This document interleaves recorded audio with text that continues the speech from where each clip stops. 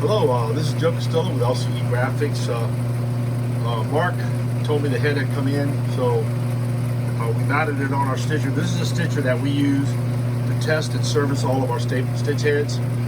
It's a board unit, but it operates the same as the Duplo. But basically all we can find wrong is right here. The centering block was way out of position, which meant the staple was going in crooked, which meant somebody adjusted the length of the staple a little bit too much. So I had to adjust the length of the staple, the centering of the staple, which is adjusted here on this block, and I had to straighten the wire a little bit. It was pretty close to being straight.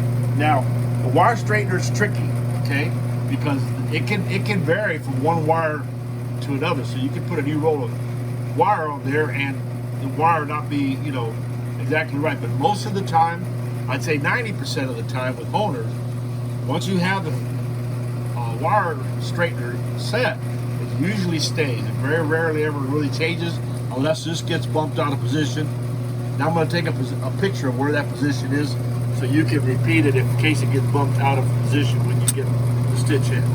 Now I'm going to do a stitch sample here to show you what we run hundreds of staples whenever we're testing these machines.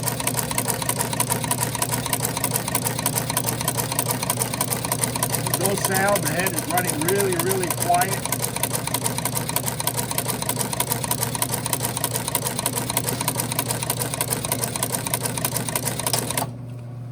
Okay. See the staples on the back.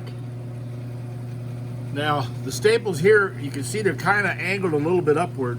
That's only because we don't have any shims behind the stitch head. On all stitch units, board, Duplo, and Horizon, your stitch heads typically have to be shimmed. What that means is you can place a shim back behind the staple head. Like in the case of this staple, the staple head is too far back, so we would put a shim underneath the bottom to push it out a little bit, and that'll make your staple straight across instead of at an angle like you see here. See that staple has at an angle? By shimming the staple head, if that's an issue. Most of your machines that run out there aren't set perfect, but if for some reason you need to, it does affect the fold. Sometimes if the stitch head is stapling way out like that, it can cause the fold not to vary back and forth. But anyway, we tested it. We couldn't find anything mechanically wrong with it. I would have been happy to correct it. I'm going to package it back up and send it to you today. If you have any questions, you can call me at 352-799-8393. Thank you.